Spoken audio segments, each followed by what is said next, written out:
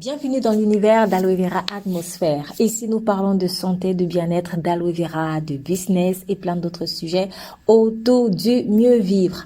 Promesses données, promesses tenues. Aujourd'hui, nous parlons d'un ingrédient que nous connaissons très bien, ou presque tout le monde. J'ai ainsi nommé le bicarbonate de sodium. Alors, qui n'en a jamais vu?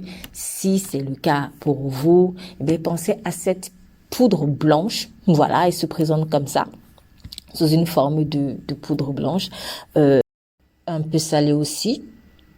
Il est utilisé pour plein de choses comme la cuisine, le ménage en général. Pourquoi? Parce que il a de très belles vertus. Il a des vertus assainissantes, il a des vertus nettoyantes, il a des vertus apaisantes, il a des vertus, adoucissantes. En fait, c'est vraiment, pour certains même, ils diraient un remède miracle. Pour d'autres, c'est une alternative à des produits chimiques. Le bicarbonate vous fera énormément de bien si vous n'avez pas l'habitude de l'utiliser. Je vais donner quelques petits exemples. Personnellement, par exemple, pour ce qui est de la digestion, lorsque vous vous sentez un tout petit peu ballonné, une cuillère de bicarbonate dans un verre d'eau à moitié plein vous fera énormément de bien. Bon, certains même l'utilisent un peu avant de manger pour préparer l'estomac à une meilleure digestion. Après, vous pouvez aussi l'utiliser après avoir mangé si vous vous sentez ballonné. Certaines personnes utilisent par exemple comme un antitatre. Alors moi, je précise en fait à cause de son effet un peu abrasif, ce n'est peut-être pas très sage de l'utiliser plus de 2 fois par semaine pour ce qui est de l'effet antitatre. Mais bon, certains en sont satisfaits et s'il y en a qui sont satisfaits, pourquoi pas vous. Il est aussi utilisé comme un anti-odeur, soit sur le corps, soit tout simplement dans notre maison, par exemple, vous avez envie de nettoyer votre micro-ondes qui sont pas très bons, le bicarbonate peut faire l'affaire, ou même votre four. Le bicarbonate est aussi utilisé même en cosmétique. Je vais par exemple vous donner une petite recette do it yourself que moi-même j'ai déjà eu à utiliser et qui a vraiment un effet génial. Alors, j'associerai au bicarbonate ici l'aloe vera et le citron. Donc, c'est un soin qui conviendra particulièrement aux cheveux à tendance grasse. Il présente l'avantage de fortifier les cheveux par l'effet du citron qui est riche en vitamine C. Et l'action du citron combinée à celle du bicarbonate de soude apportera une brillance aux cheveux tout en assainissant le cuir chevelu qu'il débarrasse des pellicules. Et l'hydratation sera essentiellement apportée ici par le gel d'aloe vera, Ce soin est en plus, ce soin en plus d'être rapidement réalisable, il est par ailleurs abordable en termes de prix puisqu'il s'agit de produits que nous avons régulièrement dans nos cuisines. Il y a cependant une contre-indication que j'aimerais apporter. Ce soin n'est pas conseillé si vous avez des cheveux colorés ou méchés. Le bicarbonate les décolorerait. Autant pour moi. Donc, par ailleurs, si vous avez des cheveux très fragiles ou très fins, vous pouvez modifier ce soin, soit en retirant de la recette le bicarbonate et conserver uniquement le gel d'aloe et le citron, soit en ajoutant dans la recette intégrale aloe, bicarbonate, citron, une huile végétale comme de l'huile d'amande douce ou alors de la glycérine végétale pour contrebalancer l'effet abrasif du bicarbonate. Alors, pour cette recette do it yourself, vous avez besoin donc du gel d'aloe vera. N'oubliez pas, nous sommes quand même dans Aloe Vera Atmosphère, donc on en parlera beaucoup. Le gel d'aloe vera dont je disais, le citron, vous pouvez utiliser à la place une huile essentielle de citron et le bicarbonate de soude. Alors, pour la préparation, vous prenez une feuille d'aloe vera et vous procédez à l'extraction du gel selon la densité de votre chevelure. Donc, si vous avez par exemple, permettez l'expression, une toute petite tête ou des cheveux fins, voilà, je pense que le tiers d'une feuille d'aloe vera, une bonne grosse feuille, hein, je veux dire, peut être suffisant. Si vous avez une tête un peu plus volumineuse ou des cheveux un peu plus volumineux, mais pourquoi pas carrément la moitié d'une bonne feuille, et vous privilégiez la partie du haut, parce que la feuille en fait elle se présente sous une forme un tout petit peu iconique. Donc vous avez en première partie voilà on va dire la feuille à son niveau un peu charnu, et puis à la fin ça commence à s'affiner. Donc privilégier la partie où la feuille est un peu plus dense. Voilà, si vous avez des cheveux un peu plus volumineux, ou alors une tête, je dirais en tout cas qui n'est pas fine, hein, voilà, qui n'est pas fine, utilisez beaucoup plus de gel d'aloe vera. Alors j'ai envie vraiment de choquer personne, hein, mais bon voilà, il est évident que nous avons quand même toutes des morphologies différentes, et à ces morphologies différentes là, nous avons besoin vraiment d'adapter le soin. Sinon, comme je le dis toujours, toute créature divine est belle, et vous en êtes une. Bon, ça c'était une parenthèse.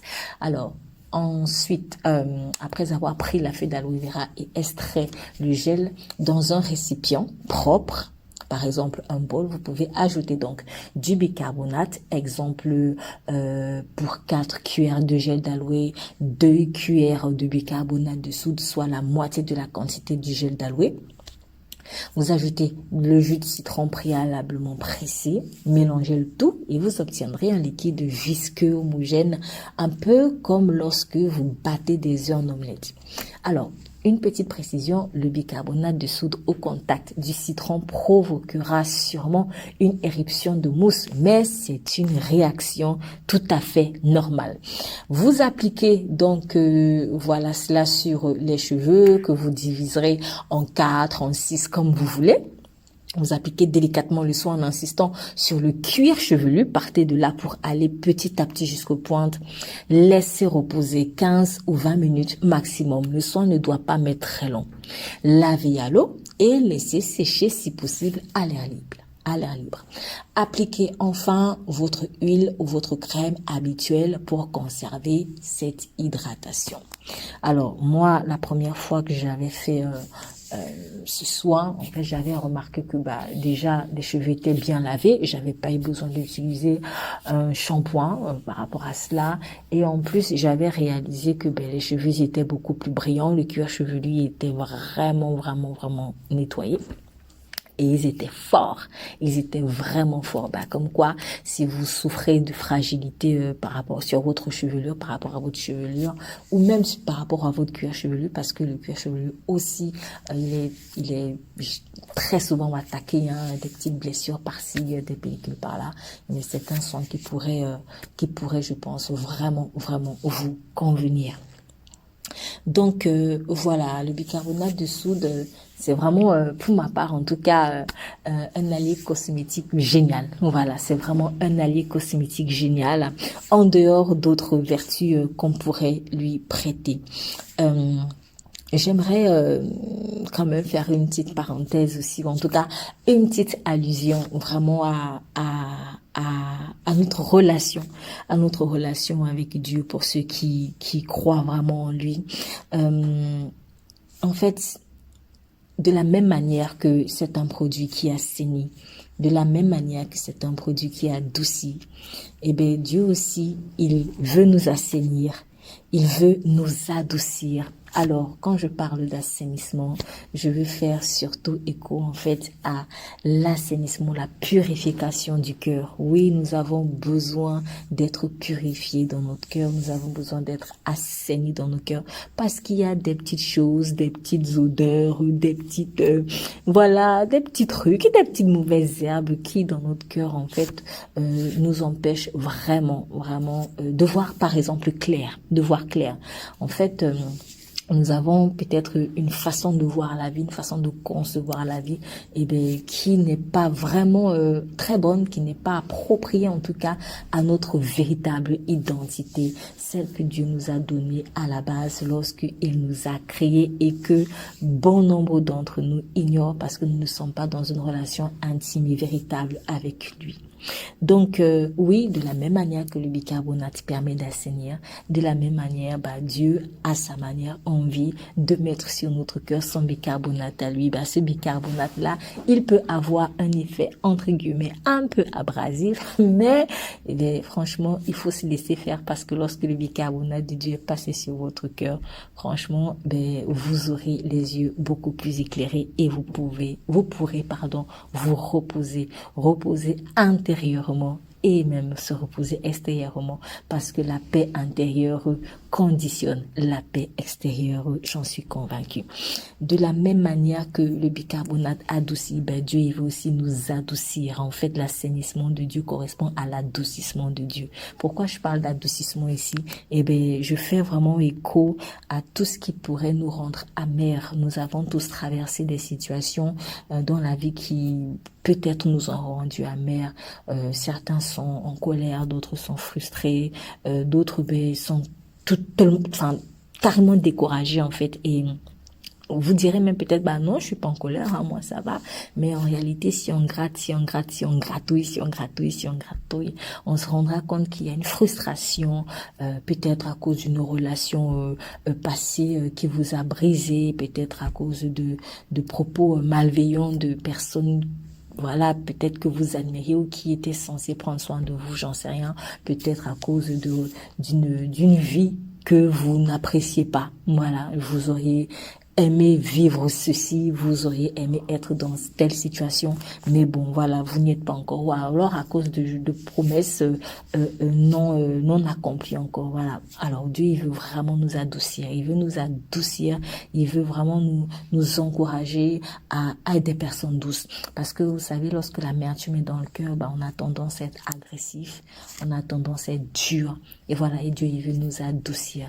Nous adoucir aussi pour que nous puissions être dociles avec lui parce que souvent nous ne le sommes pas. Et même quand on dit être docile à Dieu, en fait, c'est surtout parce qu'on a peur. Mais il veut pas qu'on l'obéisse parce qu'on a peur. Il veut qu'on l'obéisse vraiment par amour pour lui. Lorsqu'il y a obéissance par peur, c'est pas vraiment l'amour. Mais lorsqu'il y a obéissance par amour, oui, là, on peut parler d'un véritable amour.